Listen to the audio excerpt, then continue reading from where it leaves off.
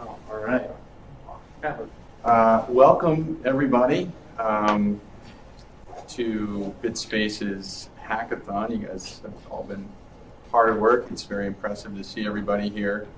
And yeah, to have had these guys set up this event. This is really the first hackathon that has had this sort of affiliation with Steem. It's very exciting. For anyone who doesn't know, I'm the CEO of Steemit.com, and I've been briefed by Manuel and Christian. They've suggested that almost everybody here has at least been on the website. So we wanted to, kind of take this time to walk through some of the things that, some of the core developers and Steemit, the company, are thinking about for the future. So without further ado, well, let me just ask a question first. Has everyone here actually been on the website? I don't want to leave anyone behind. Everyone's been here. Okay, everyone's been on the website.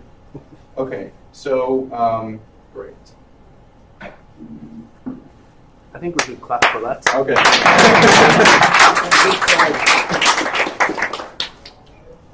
Yes. So everyone here is some sort of brave hacker, and you see Steem as this open source tool, this new paradigm for content and value on the internet. So we want to take advantage of this as early adopters, and as friends and as technologists, and make sure that we help usher this technology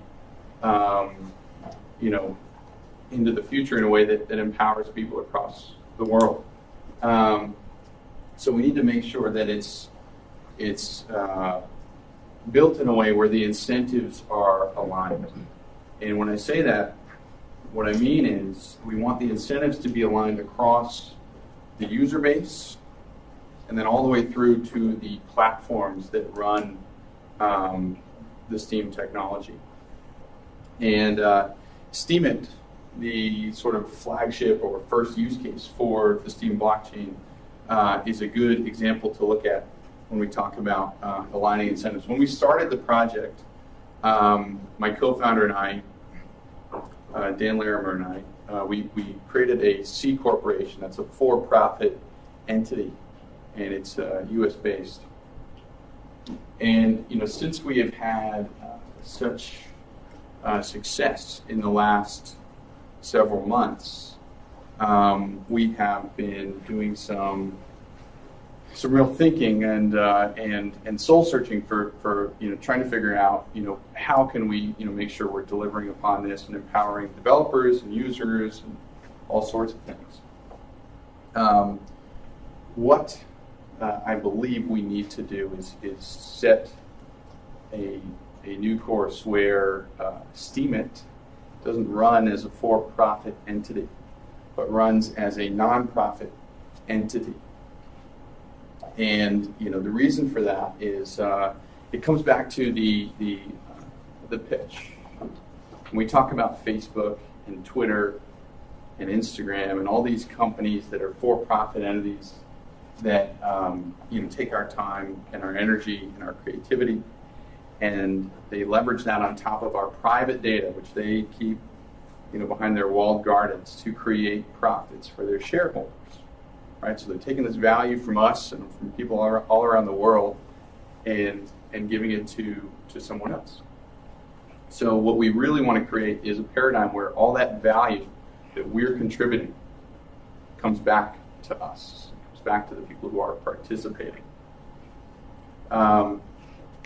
So what I believe will help with that is a non-profit for applications like Steemit. The traditional business models for these companies like Instagram and Facebook is to leverage advertising, right? So what we want to figure out is how do we get the value of advertising and of these other business models and use it in a way that leverages Steem and then gives even more value back to the users.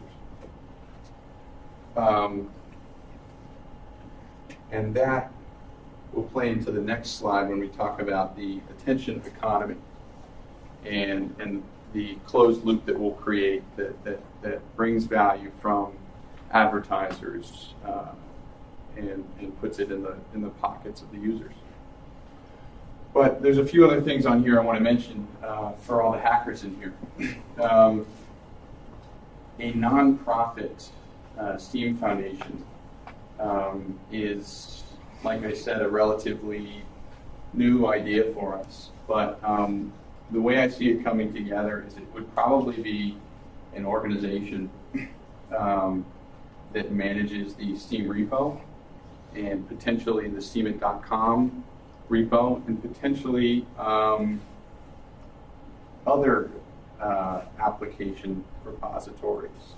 So what I'm alluding to there is the idea that a foundation would support more than just these two aspects of the stack. Perhaps it would support other applications through grants and collaborations. But there are a number of terrific projects going on here. BitSpace is leading a lot of efforts in putting together tools and organizing a community around the tech. Kitchko has a terrific project called, I don't know if you've announced it yet, so I don't want to. You can. A project called Busy.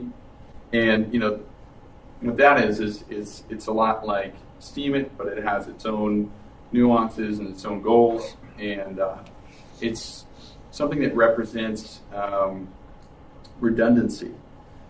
When we talk about blockchain and this new wave of finance on the internet, one of the best ways we're going to protect this paradigm is by having redundancy, multiple outlets for the technology. You look at, into the history of disruption in the music industry with Napster and things like this, and the government, at certain junctures comes along and shuts down these outlets. We believe that through redundancy on top of Steam, we wouldn't be in a position of vulnerability like Napster was. Resiliency. We'd be resilient by having, replication and competition. Competition is a good thing to see as well because it spurs on us as developers and then, different groups, competing for users and things like that. I wanted to mention that because I would love to see a very cohesive and inclusive community, and I tell you what, I'm already seeing that. The people in this room are a very brave, forward-thinking group of people, and it's truly impressive to see. And it's something we should all be very proud of. A lot of us in this room have been working for a very long time on this technology, and it's something really special. So let's make sure we're working together as we set up these foundations, and I'm sure we'll set things up for success for many years to come. There's one neat aspect of online content that I wanted to get into, and that is the attention that's paid to content. Think about all the time that we spend online. We're literally spending time. Time is a resource, and we all have a finite amount of it, and we try to choose the best way to spend it. And some of us are finding the best way to spend it is on Steemit.com. You're going there and reading all sorts of articles about libertarian views and cryptocurrency and who knows what. Some ladies' travels to Peru and things like that. Cool stuff.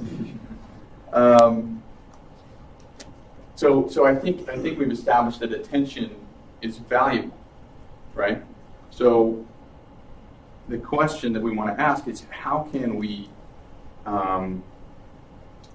how can we turn that into value for ourselves and for the Steam network in a more direct way. So there's a value loop that I think we should all have in mind as we think about applications like Steemit and Busy.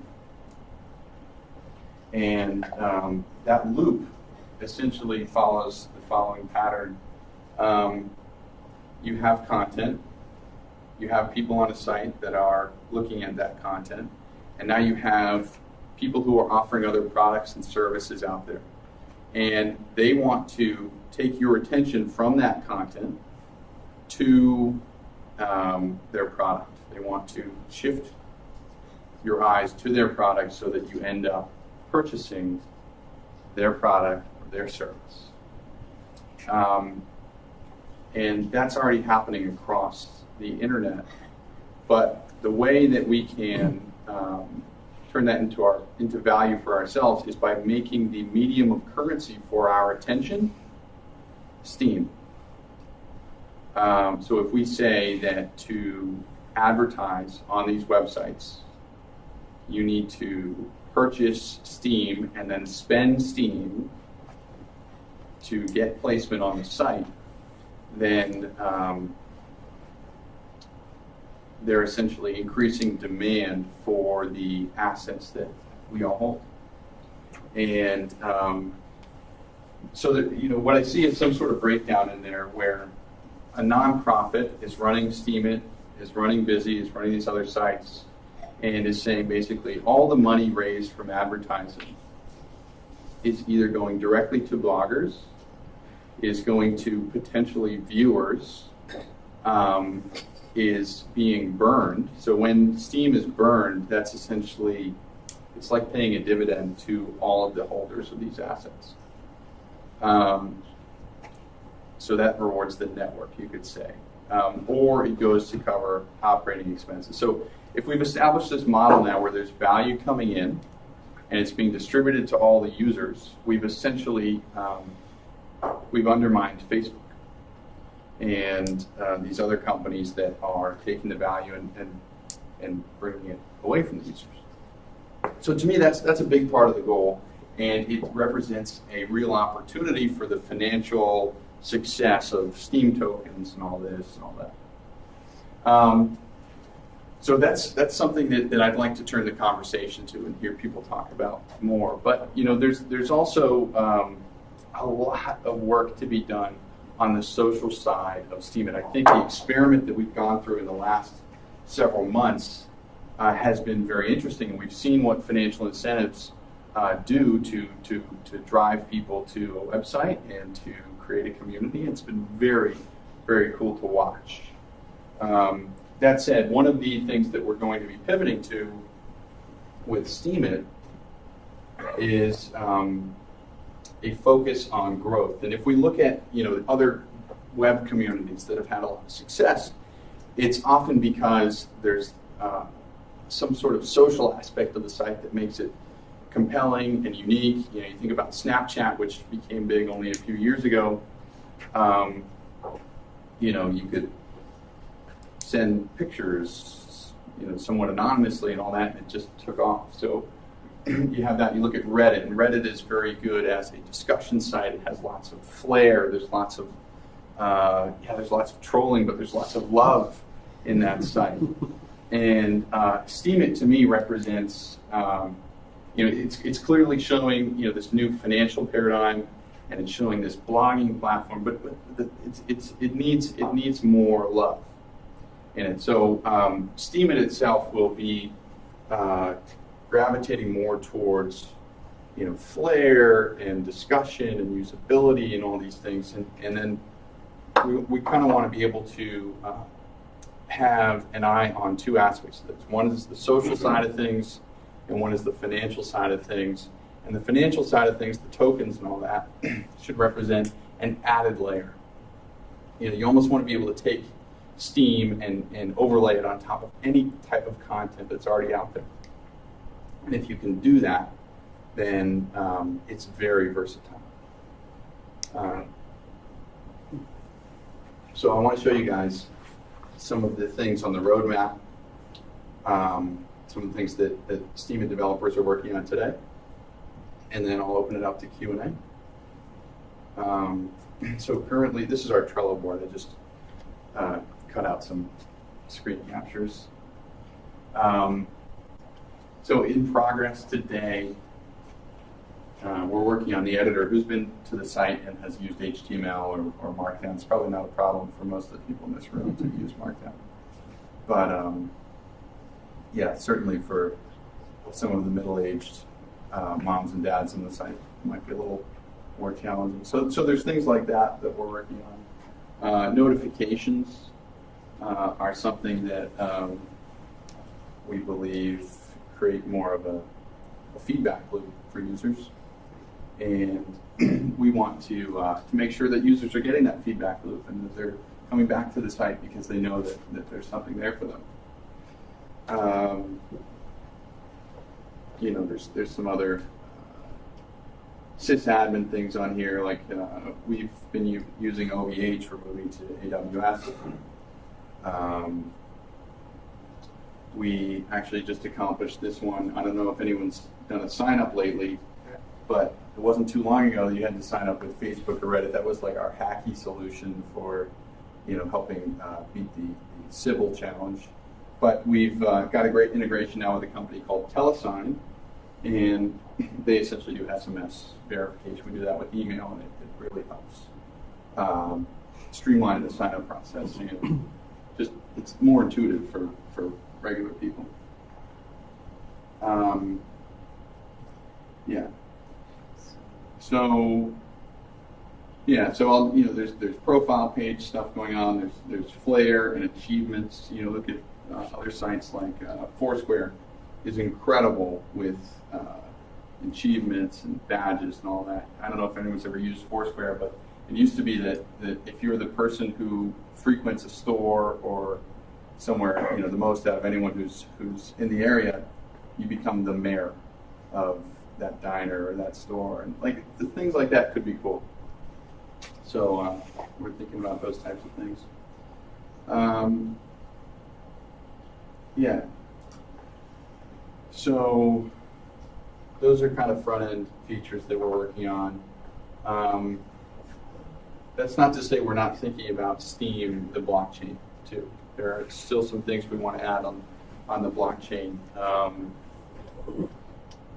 I don't know if anyone wants to talk about curation guilds and all that, but there's some additional things we want to do with voting so that people can more easily delegate voting to other people in the community. And so, yeah.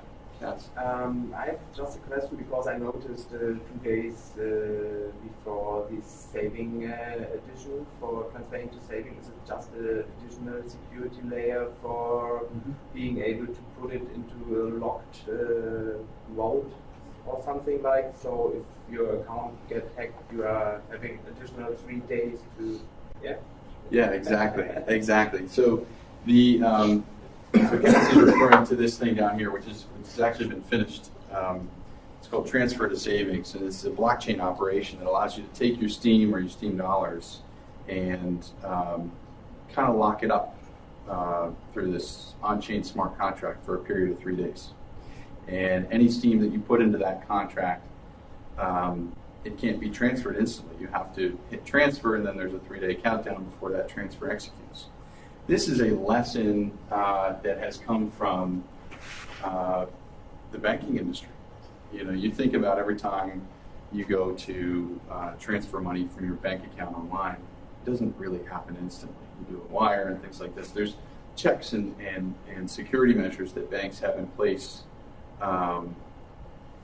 to reduce, costs of fraud and things like that. And it's funny, people think about blockchain as this thing that can streamline banking, and it is, but this particular feature is kind of case in point that,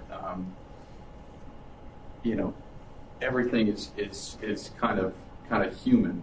There's always the potential to have your account compromised in person and things like that, but a feature like this allows you, in combination with the account recovery feature of Steam to go in and thwart someone who has compromised your account. So, yeah, lessons from the banking industry there.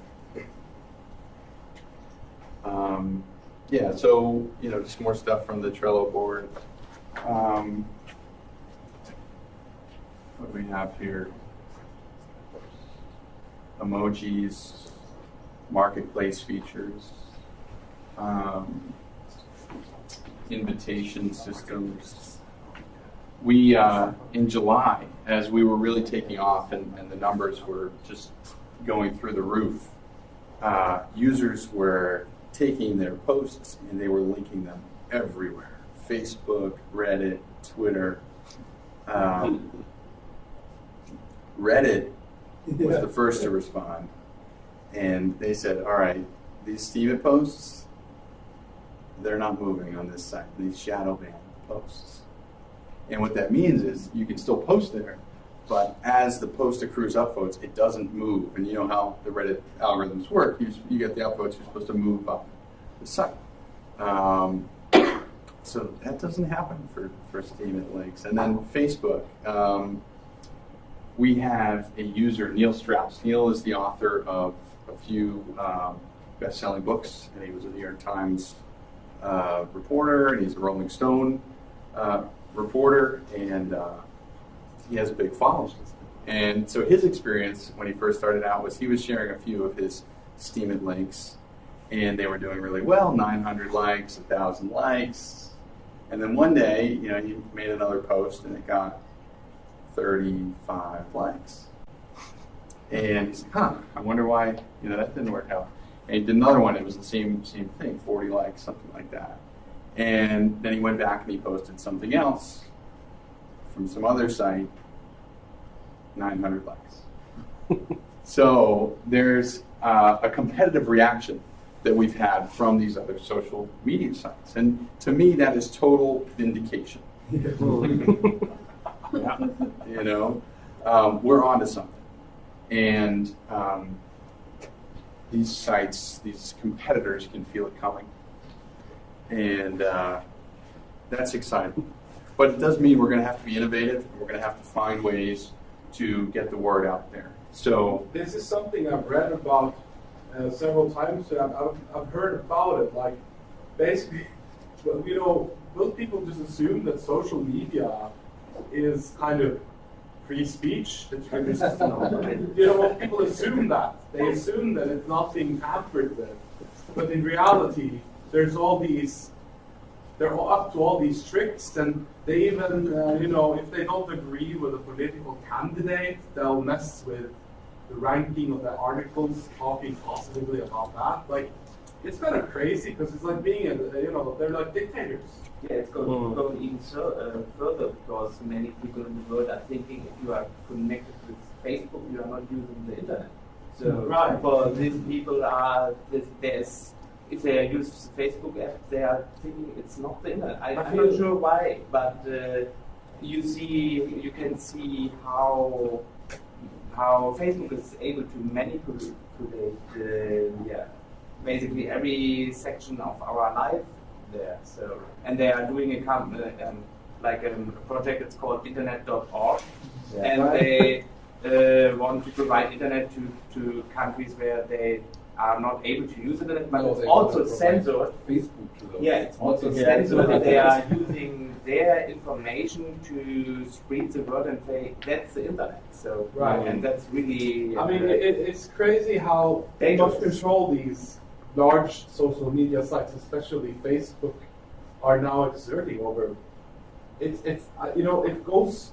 It took me a while to realize. It's like at first it was like, well, okay, this is handy, this is practical, this is good. I can keep in touch with my friends. Then a few years down the line, wait, they're controlling everything I do. Yeah. And it's like, where is the decentralization of the internet? And then I encountered Steemit, and I'm like, wow, okay, good. Someone is working on this. Thank God.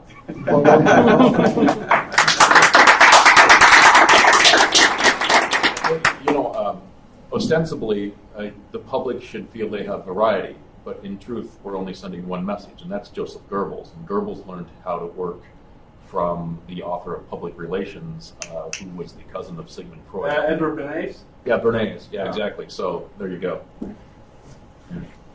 Exactly, guys. Bernays. Watch there's a documentary called, I think, The Century of Self. Yeah, Adam Curtis. Watch that. Yeah. That's amazing.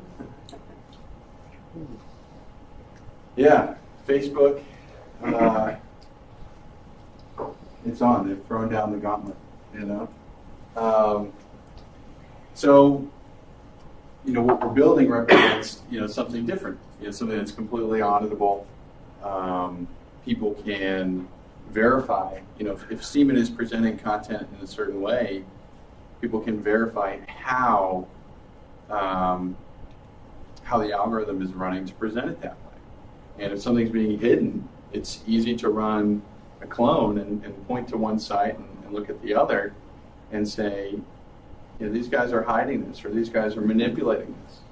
And if you can point to that, then it's a weakness for whoever's running that platform. So they probably won't do that. So, yeah, hopefully we will build a platform that is clearly transparent and resists a lot of the manipulation that we're seeing. But yeah, we're going to have to get crafty too. So invitations and meetups like this, we're going to have to become very, very good at getting the message out digitally and in person. And everyone in this room is a forerunner to this, and we can work together to make sure we accomplish the goal. I think that was my last slide. Does anyone have any questions?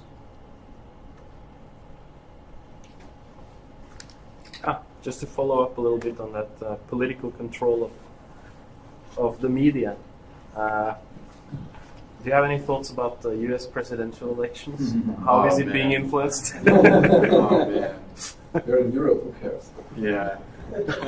Oh, I think we should. I think the whole world should care. Because I mean, whoever is elected president of the United States decides who we go to war against. Yeah, so it's pretty. It's kind of, sometimes I think actually the Europeans and the NATO should vote for the president, and then the Americans can vote for the Congress. Yeah. The president has more influence on foreign policy. Yeah. But that's nothing that cannot be changed. Yeah. Yeah, well, the last debate was very entertaining. I was laughing a lot. You know, You'd be in jail. yeah, it's an interesting time. You can really see the incentives, you know, and you can almost see the motivations for the platforms that support one candidate or another. And I think juxtaposing that next to blockchain, and particularly Steemit, you can learn more about that process. So Steemit kind of exposes all of the incentives. And it's very clear, you know, why somebody supports some type of content or another type of content, or one person or another person. And makes the point that incentives matter and incentives dictate what content kind of gets the most attention. It's really comes down to who's paying the most, you know, and that's a lesson to learn and then use as a lens for what's happening in the media and in presidential politics today. But yeah, I don't know who's going to win, and I'm equally scared. Yeah. Either way.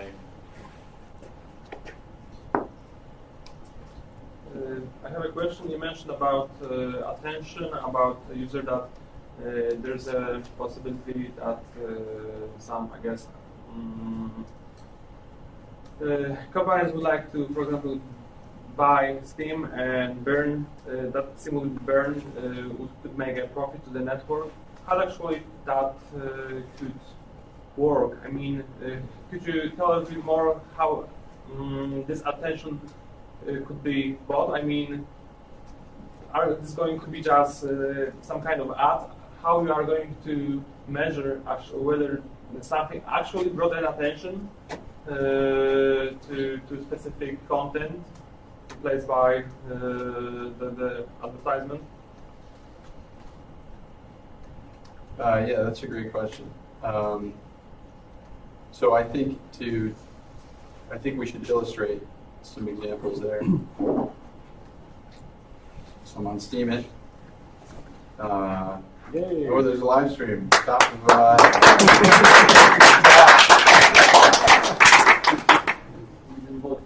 that's very good. That's very good. Yeah. Let's see if we can see it. Let's see if we can see it. Oh, no. Let's see if it's keeping up in real time. I'm going to divide by zero. Yeah, that's gonna. Almost live. It has some lag. Let's wait for I think it's it. about 30 seconds.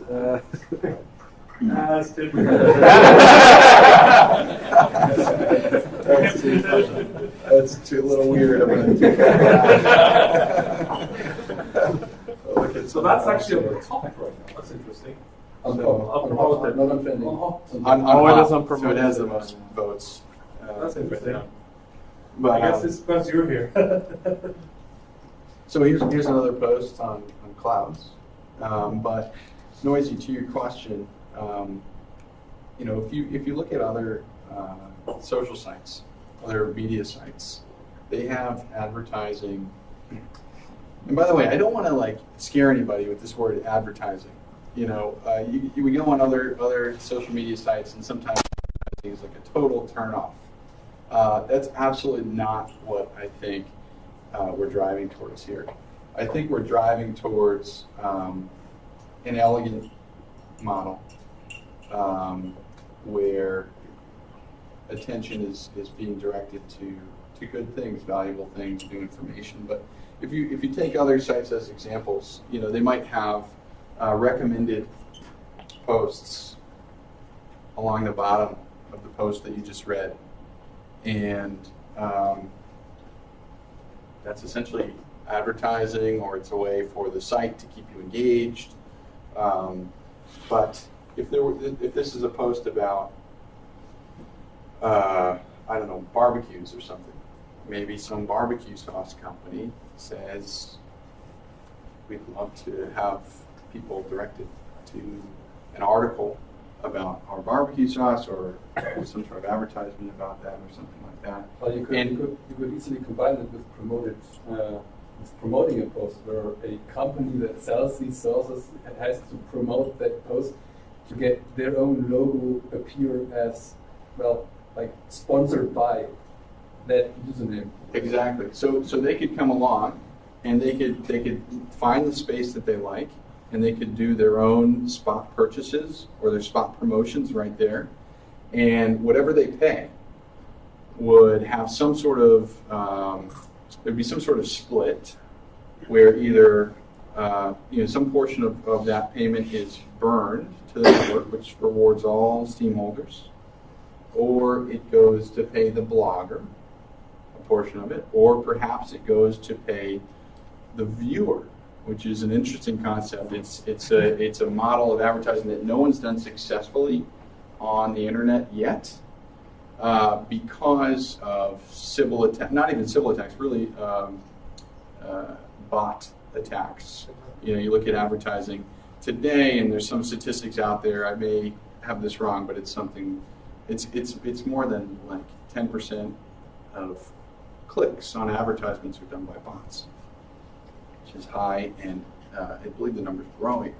But through an identity system and a reputation system, we may have an opportunity to be one of the first to have an attention economy, to have viewers rewarded just for seeing things or for clicking on things. So I'd like, we'll keep that possibility in the back of our Just a mind. small comment about reading or listening rewards. Go back to the LTB, Let's Talk Bitcoin coin. They tried to do something like that. Do you know anything about if it worked or how it failed, or if it's actually working? They're still doing like a secret code at the end. Yeah, of the magic show. word. Yeah. Yeah, like proof of, they have like a proof of listen or something like that. That could be a way to do it. seems like whoever promoted the post would just need to have a secret password or a secret code in their content somewhere, and someone can pull it out and go through a reCAPTCHA. And it's a lot of work to get paid half a penny for looking at something, but I want to keep that in our minds as we think about the attention economy, because if we do come up with a model where the viewers are actually paid directly just for spending attention, that's a job creator across the entire world, and is another way of driving more people to the platform. If you assume that anyone viewing content is also a Steam holder, then the dividend model, in a sense, does that, right? Yes, the dividend model accomplishes that. Now, the reason I think we should consider both is psychological. Dividends or burning Steam probably has a different psychological effect than actually paying people directly for their attention. So I think it's one of this sort of breakdown in how the revenue coming in is split is definitely something we play with. But there's a lot of potential there for earning, for rewarding bloggers, viewers. And then if Steemit were running as a nonprofit, then some portion of it would go to cover operating costs. Maybe the first step would be just to give the users a possibility, this is the important part, to publish some more information that I actually read that content. Maybe not necessarily I voted for that, but I read that. Yeah. And that would be the signal that this is interesting things to me. And if user would have some other site for taking a look what on daily basis read Ned Scott, that would actually mean something to people who you read, for example. Yeah. Mm-hmm. So maybe that could be a first step. I think one way to do it could be to have like a really small multiple choice exam at the end of the post, like just to check that you actually read it. Just click, and that's it. Just 2 clicks. It doesn't work because the blockchain needs to verify if you pay the blockchain, and the blockchain needs to verify your multiple choice test. And in order for the blockchain to verify that you answer correctly the multiple choice test, the blockchain needs to know the answers. And once the blockchain knows the answers, you can write a bot that just answers as the blockchain expects it. Okay. So you need to do it by fixing the error in the that post. These clouds can be dangerous for pilots of large planes who avoid flying over these planes due to turbulence. You correct something in the text, and that's your. Yeah, the author should be paying the. Well, the point you're mentioning is actually another one. Is like having posts on Steam or on Steemit that other people can work on. For instance, on Stack Exchange, you don't only have asks and questions and the answers. You also have wiki entries, so people can work together on one massive answer on one correct massive answer to a question. And that could probably also be a nice idea to have, like, everyone is allowed to participate in that single post, and then people can approve like every comment to that particular answer. Mm-hmm. That's kind of a different way of representing stuff. Yeah, I love that model, to be honest. I think I hope we get to constructing some data fields on Steam that allow that. Yeah. What if we had like you have the author of the post, and then the author opens up a possibility that the readers can suggest changes or improvements, and if the author thinks that they're improvements, he can then say, okay, we'll add those improvements. I'm just thinking, I would love that if I wrote a post, because I know someone could do it better. And like a cut of the tails. Yeah, if you had some kind of system for that, maybe. Mm-hmm. Good idea. But you have a little bit of that already in the comment. Right, you can tell them. Yeah, and they can get rewarded just for.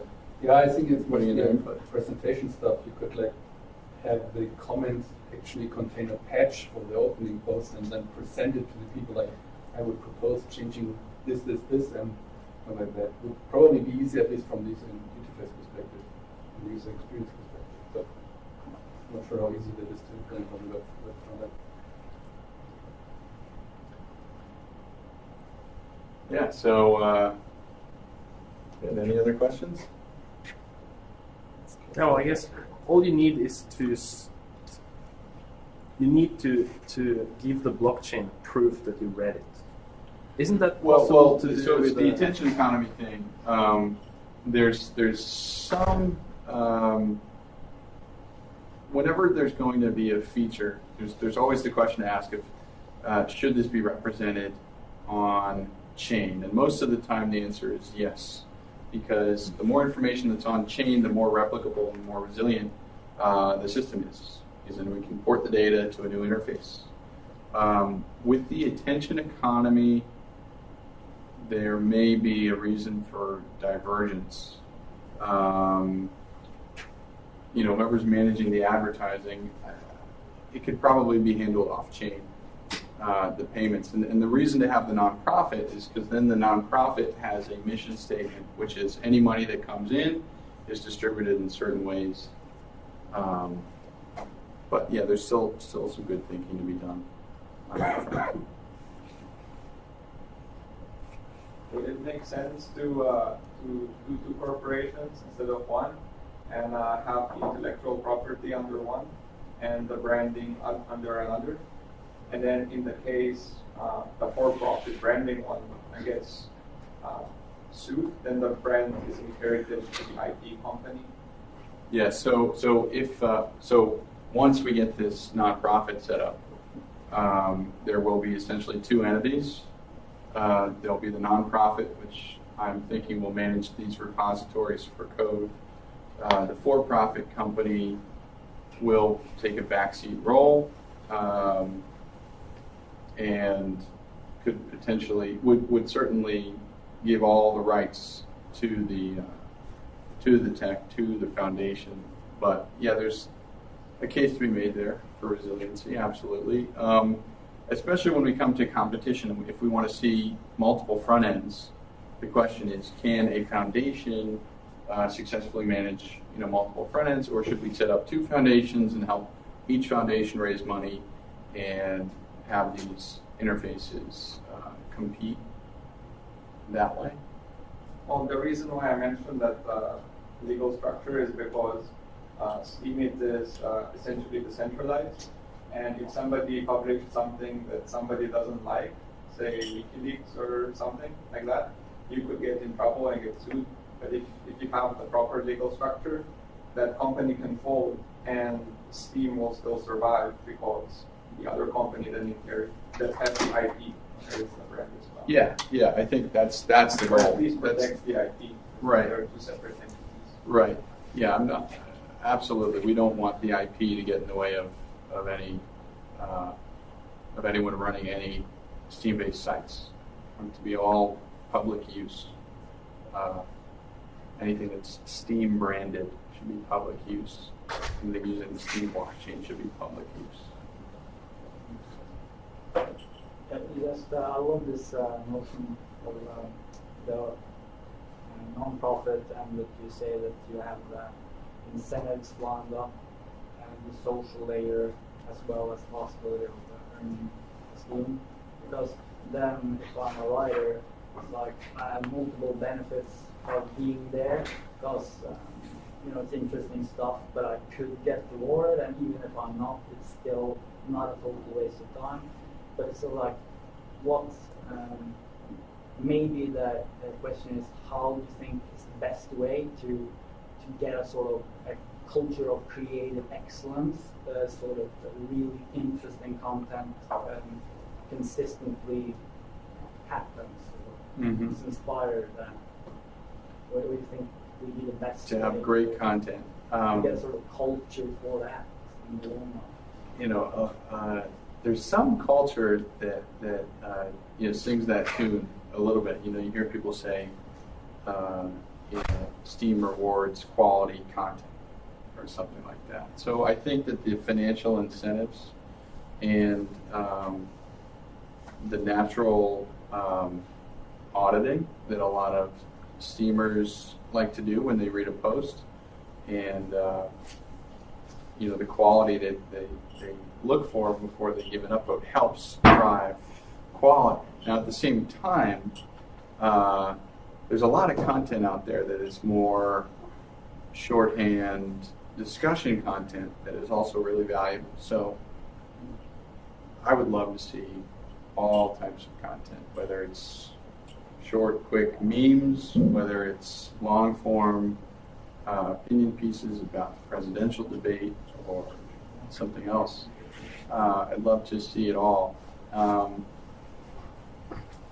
But the financial incentives have been a real experiment in terms of driving some of this. So I would argue that we've seen some of it already today. Just a quick question about seeing other content. Right now, the 4 post limit per day or limit, soft limit, is kind of limiting something in a more short form. That limit should go. It's going. I think it should go. You guys agree? Yeah. Yeah, I think it should go. Yeah. Well, there shouldn't be penalties for socializing. But it's not for editing anymore. There was a time when you edited your post more than 3 times, then you got a penalty. There's been growing pains, guys. Come on. Just want to make sure it's gone. Just a comment. Do you have a comment on the weighting of individual votes versus weighting of stake? Mm-hmm. Because as it is now, I guess the payment that the rewards that you get are solely based on the stake. Mm-hmm. So do you have any thoughts about this? Mm-hmm. Does it make sense to weight maybe individual votes a bit higher than today, or in terms of curation rewards? In terms of curation rewards. Yeah. So currently, there's no aspect of the rewards algorithm that accounts for number of votes. Mm-hmm. It's been a difficult idea to incorporate. There's the Sybil attack challenge, and that is someone could go create multiple accounts, and then they've got more economic power. So having state-based weighting has been the answer there. But in terms of developing a very usable site, I think it still comes back to managing the social side almost separately, but in tandem with the financial side. So, people are used to going to social sites and seeing number of likes or number of upvotes, and they know each person equals one upvote. And I think that does a really great job of representing social opinion, but we can do a better job on the site. If you look at the hot algorithm and the trending algorithm, they kind of are case in point for the value in having 2 different types of views of the content. One What is the difference? Populist. Yeah, So because hot is populist. It's totally based on number of upvotes. Trending is totally based on the pending economic payout. Because I guess to protect against Sybil attacks, could you have a model where you need to be above a certain threshold in Steam power, and then you would have a full counting vote? You could do that. Now that brings up a great point. Curation guilds are something we've been thinking about. We've realized that there's probably a lot of benefit in people being able to lend out or delegate their voting power to others. If you look at Steam power as a sort of tool, pretend it's a shovel. You can take a shovel and you can lend it to your neighbor. They can go dig a hole. They can use it to build a house. That is something that we're looking to construct on the blockchain. I just drew up a spec on it that I'm going to be publishing on Steemit to have the community review, and then I will ask the community to, think up, design. How should these curation guild pages look, and how would they be presented to best manage this feature?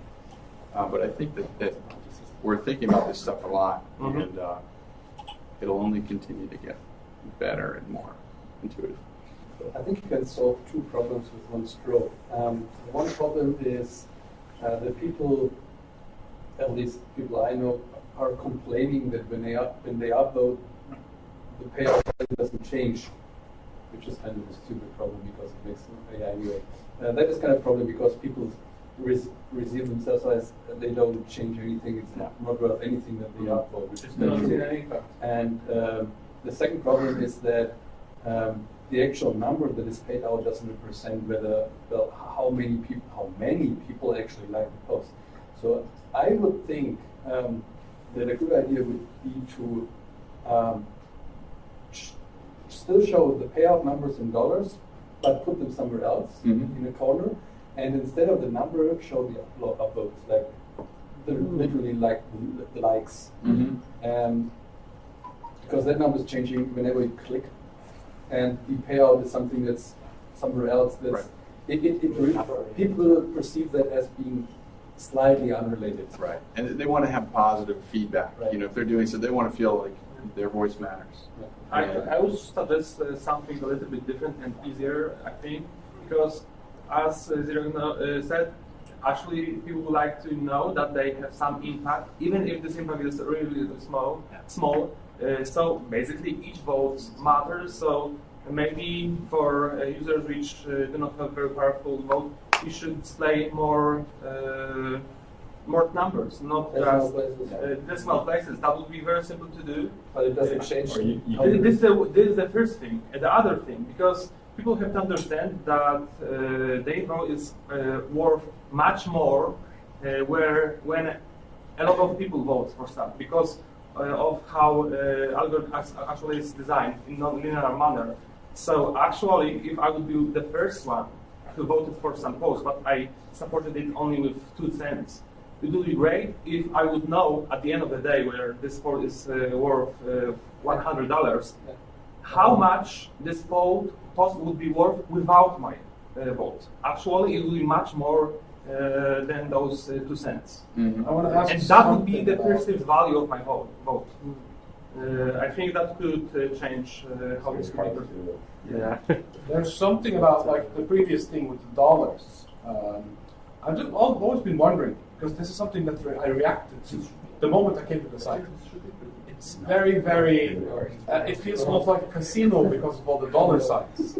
It has that atmosphere like, here's all the money, come right up folks, you know, has that kind of thing to it. And it's like greedy, it feels greedy. That's what the dollar signs do to me. Yeah. And I wonder, isn't that a bad thing? It's not a bad thing, or it is.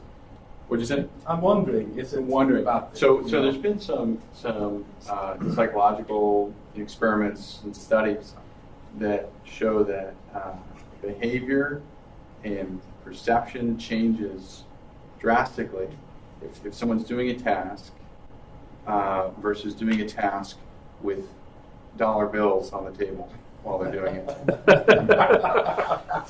Does that answer? So that's very much on purpose, I guess. Well, it's an experiment, and I think it still needs to be played with, and there need to be other iterations. I tend to agree with a lot of what's been said, and we need to probably port the dollars to another piece of the site. Now, there's another thing about the vote power. A while back, there was a suggestion. So there's this thing in the blockchain called target votes per day. And essentially what it says is that to use your voting power with the most, and get the most economic return on your voting power, you should be voting 40 times. And what that means is each vote that you cast has a maximum amount of vote power behind it. So we suggested to take it from 40 to a lower number. And if you move it lower, then every time you vote, there's actually more value or more steam power that you're putting towards any specific piece of content, which would potentially help with the challenge that newbies might feel like their vote isn't making an impact. So I noticed you on the Trello board there was something like badges and achievements, and I think we can choose this one to give each user the feeling he's achieving something. So you are signing up and you get a welcome badge, and you are now on Steemit, and after you make maybe 10 votes, you get the next badge. So you are now familiar with the system, and combined with the notification system, you can basically give each user, it doesn't matter what kind of vote he has, but he get a direct feedback on if he votes, and just a small notification you voted again, and just 5 votes before you get the next batch. So I think there doesn't have to be a monetary incentive directly. For me, it's like it's fun if you log in on a site and then you get this cute designed badges, and maybe you can make something like every month one of these badges getting some really huge amount of Steam power, so like a raffle or something. So you can combine different instruments to make them more powerful. Each one. You definitely add some badges that not just go by vote count, but go like a badge for adding $1 value to a post, exactly. $10. Yeah, you have endless and possibilities. to add to what Moisey was saying, when you click on vote, and if you don't see an impact, right, you could add something that says the amount of value that you added to that post, and if it's below a certain threshold, you can say, okay, here's how you increase your weight. Like, you want to make more. Do you want to make more of an impact? Here's how, and then show them how to get Steam power and explain that whole process. Yeah, So just Can upsell. another comment on that basic economic mechanism of how to curate and get rewards. I think that if you changed the algorithm a little bit to weight low Steam power holders more, that would also create a larger incentive for people to actually purchase Steam power, because as it is today, you really have to fork out a lot if you're going to have any kind of power. The challenge with scaling the algorithm that way is it creates a civil attack vector, where now you are still incentivized to create many more small accounts, with a smaller amount of Steam power, because you're actually getting a boost in your economic power by having these small accounts. So it's a challenge. But curation guilds will help too, because people can come to the site, they can join guilds that essentially sponsor people and give them more voting power. So there's going to be potential there. Yeah, I would think it's also, maybe some people would think it's not fair if you are first into Steemit, why your vote should not count more, or should count less than a guy who just signed up today. So people who are in early, Can I comment? The thing is that every new user to the network brings value. That's a fundamental. That's a fundamental feature of all blockchains.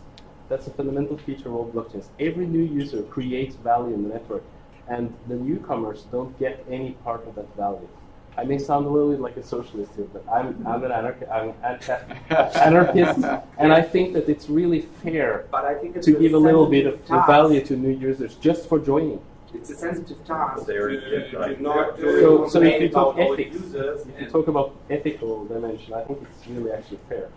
Yeah, they already get what we're saying now. Yeah, so it's but that's the Steam. That's Steemit.com. It's not the blockchain. Value from Steam when they sign up. We're talking about Steemit.com. The Steam blockchain doesn't reward new users. Right. So maybe it shouldn't be all about rewards. I think we either figure out the creation guild thing.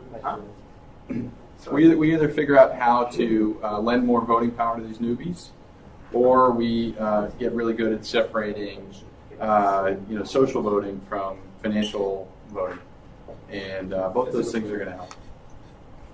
Actually, in the back, while we're at this topic, I would like to talk about one idea that I wrote about. It's called R-Score, and it's a hybrid between Steam power and reputation. And the way it works is you have to think like, how would impact of users be more accessible to the masses while being resilient to civil attacks? And the idea is, on the economic side, to think about how much money is enough for like how much money is like the limit in which it's too expensive for spammers to pay out that much money to manipulate votes, but it's still low enough so people can afford it. Right. So you would say, okay, the account needs to have at least $100 to start having economic power and then define the range of minimum and maximum, say $100 to $10,000, and you assume that most users are going to be in that range, and then the voting power is based on that range. So people above that have the same power as people at the top of that range. And essentially what this does is it democratizes voting power, because if it's just based on the entire spread between accounts with 0 Steem power and whales, then the discrepancy is so huge that everyone except for whales has no voting power, essentially. But if you define that rate much lower, then... So where did you mention reputation, though? Where does reputation come into your algorithm? So reputation... The other thing about reputation, I'll just warn you, is it's non-consensus. So this would be a totally new algorithm that makes reputation a consensus piece of information. You know, there is one thing you could do without changing the total voting power of a person. You could give newbies the ability to vote once per day with a low voting power, and then as you gain more voting power, you're allowed to vote much more frequently and give the same total impact. And that also would create an incentive for whales to be more active. Yeah, changes to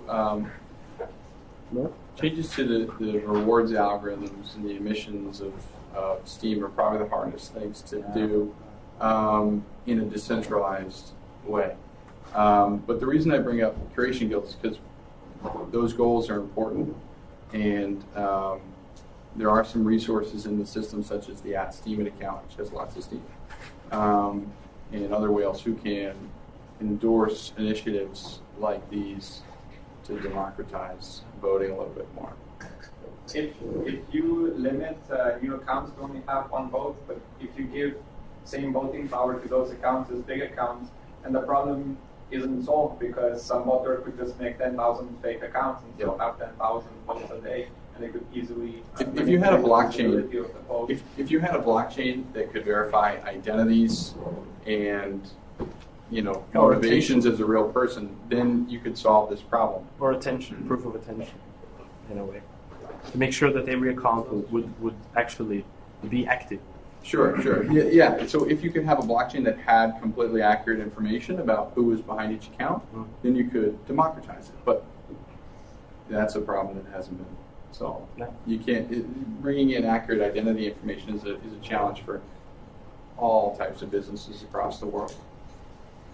Have you thought any about getting reputation into the consensus algorithm? Because that's one way of creating a sort of digital identity. Mm-hmm. Yes, there has been some discussion about this. These ideas are they're certainly not production ready. But there's some conversations to be had where the community is essentially establishing everyone else's reputations. So they're kind of doing the identity verifications, and what that would mean is that you would have to allow the community to take economic action on people who are not verified identities or have bad reputations. And what that means is the ability to revoke tokens from people who have bad reputations, essentially fine them. That'll be a tough change to bring to Steem, but it's possible. I don't think that reputation has anything to do with identities. I'd rather like to see a way that I can actually verify that I have met that person and that I know that he controls that account. Because once you have that, you can build a web of trust pretty much like PGP is doing it. I literally just sign your public key. I have met you, this is your key, control that, and then what you can make is a web of trust. And once you have the web of trust, if you had it as a part of the consensus, then you actually could even run algorithms that basically what you get is a huge network with like nodes that are interconnected. Every node is an identity, and these nodes are interconnected. and there's some theory from information technology or communication theory that allows you to kind of figure out from one point to another point what I'd say like the link degree between them, like the capacity is, and if that capacity goes beyond some threshold, then you can say this is really a verified identity. And with that feature, what you could make is whenever there's some cheaters that are trying to identify themselves in circles, what you get is a unconnected network that is not connected to the bigger network of identified real entities. Right. I love that idea. I love that idea. And there's some really cool economic things that can be built into that regarding credit.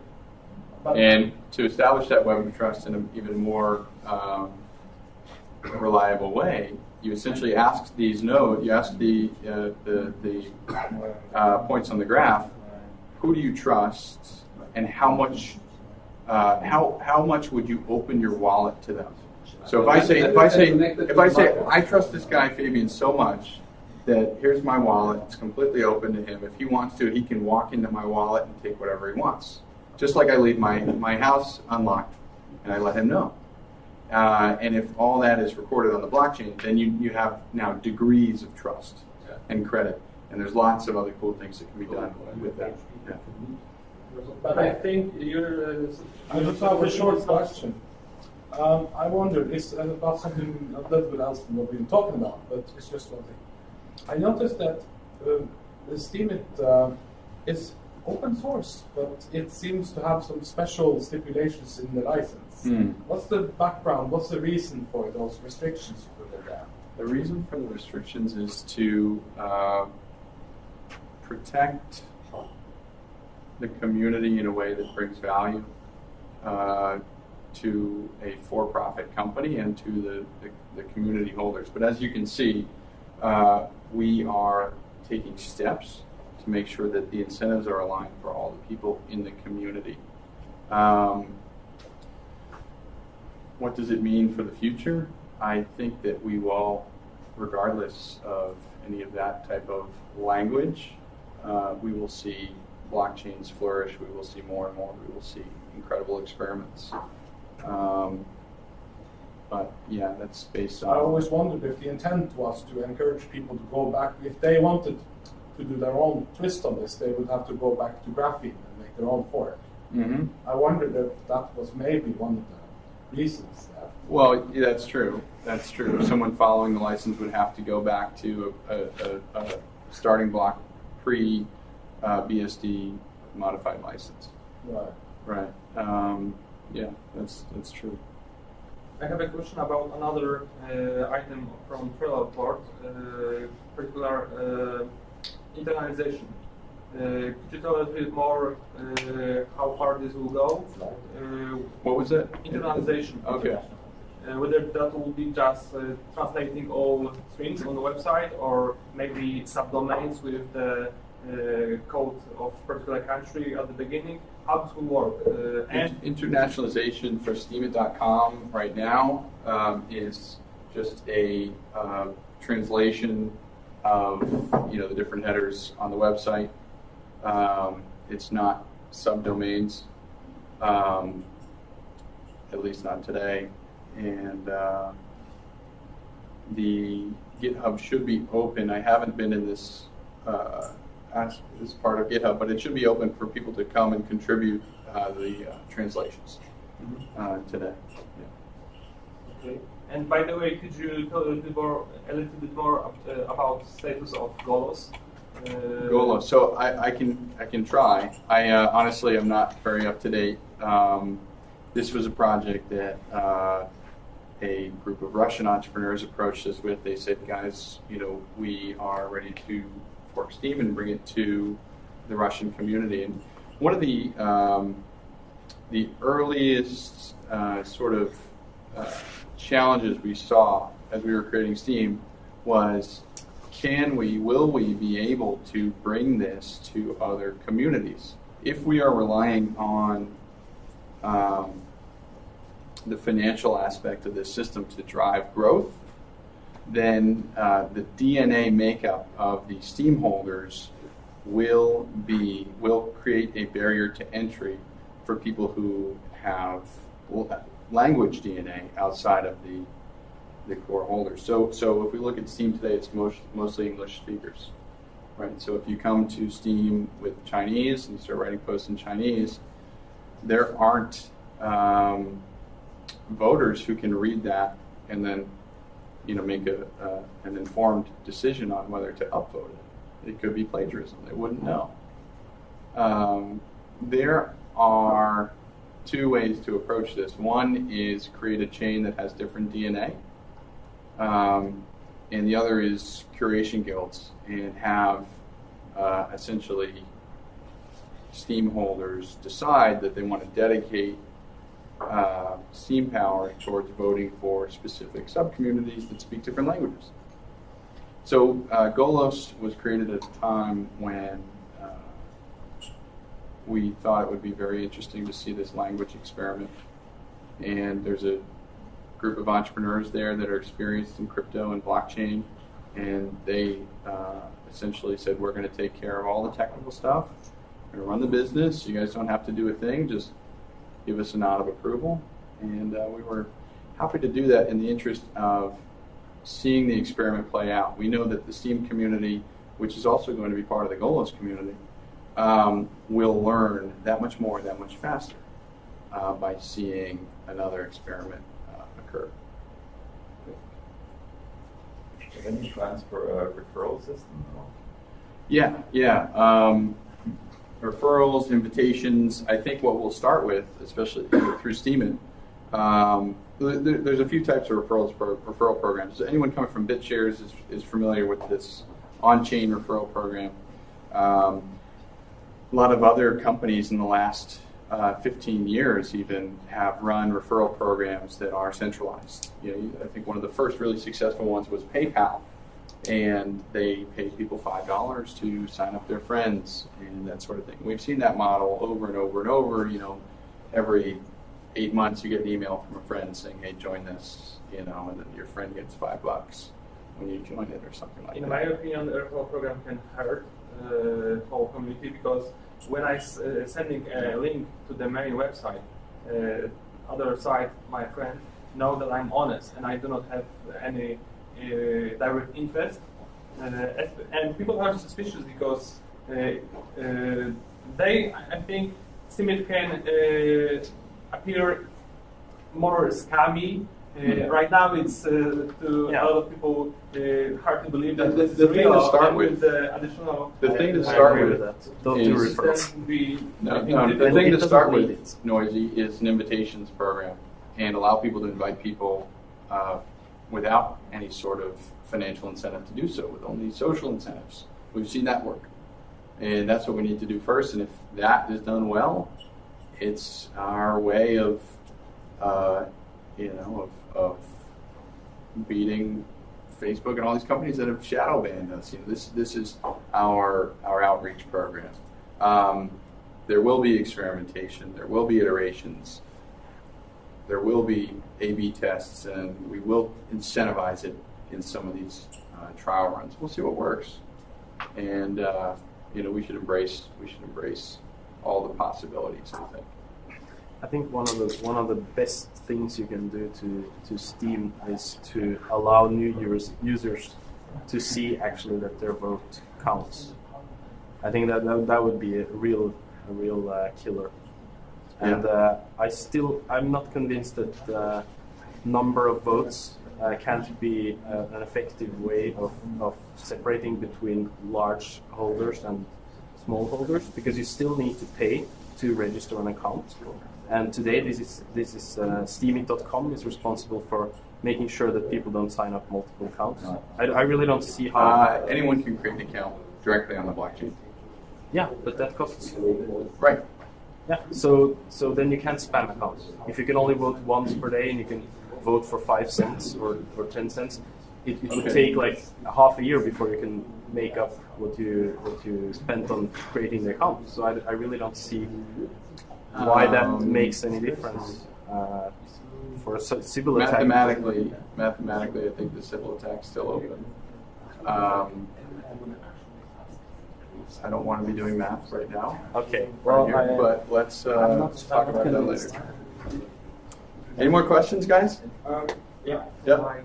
On my end, I'm not up to date about the bounty system. Is there any progress with getting some bounty system? Bounties, yeah. So there was a post a while back, and we were thinking, how important community engagement is, and how many great resources there are in the community. A bounty system would be very interesting, especially if it were integrated directly with this, layer of value, the Steam-backed dollars, the escrow functions of the blockchain.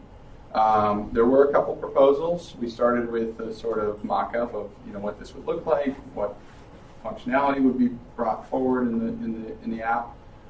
There were a couple proposals that were well done. I'm not aware of anyone working on the second phase, which is actual. To actually build it. The cool thing is there are some bounty websites out there that other blockchains use. Ripple uses one. I forget what it's called. Bounty Hunter or Bounty Source or something. We could potentially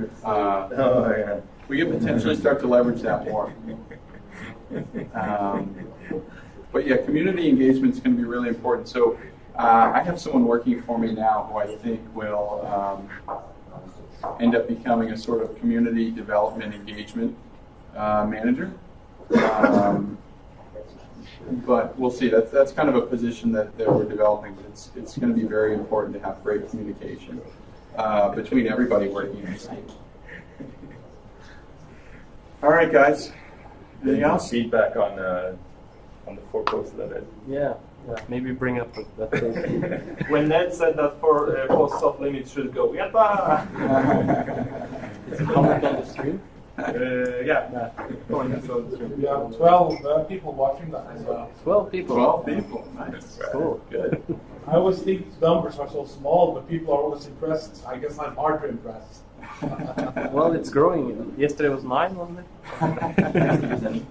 Yeah. Nice. 4 posts can be great. Compounding.